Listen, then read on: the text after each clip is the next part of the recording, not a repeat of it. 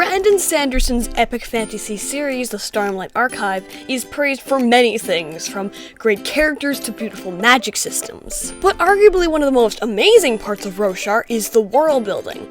The world building of Roshar specifically, the planet that the story is set on. So the question myself as a writer asks is, what did Brandon Sanderson do to build this world? How did he make all the many elements fit together? That's what we're going to answer in this video.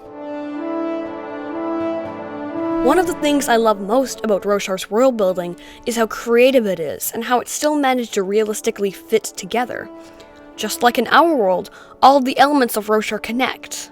For example, the symbiotic relationship between Spren and several other creatures on Roshar. Spren, if you're wondering, are the embodiment of emotions, ideas, objects, and all those sorts of things that make up the world.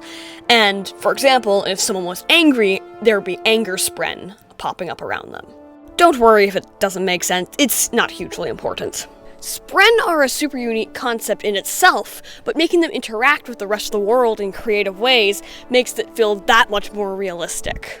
Chasm beings, another species on Roshar, are very heavy, so Lux Spren help to decrease the pull of gravity on these creatures and stop them from collapsing on themselves. And this isn't even important to the main book at all, it's literally only mentioned once. But these kinds of details make a world feel more real. Except, that doesn't explain the process Brandon Sanderson used to build this, only the effect. So, what we're going to do now is try to figure out what that process is. When asked how he built Roshar, Brandon Sanderson says that he started with one key element of his world.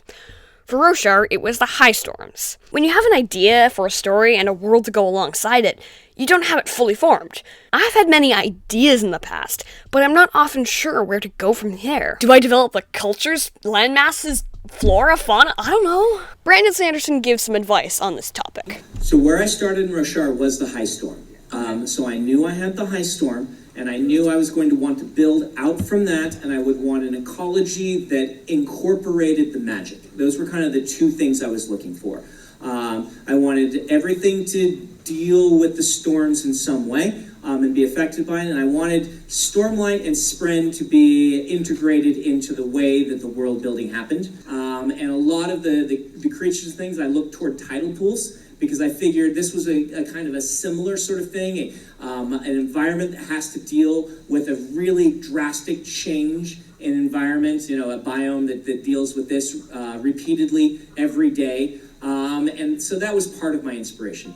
From what he says here, his world-building process is about how the elements are incorporated, and how they affect one another. For example, because of these super powerful storms, the animals on Roshar resemble crustaceans, meaning that they have shells so they can hide from the storm when it comes. Sanderson's world building is about starting with core ideas, and considering how those affect other elements of the world can both help you build ideas for your world, but also make everything connect.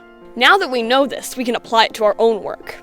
Say your main character is Bob, and he must find the magic chalice of power, or else his village will get burned down by invaders. Questions you could ask might be, where is the magic chalice of power located?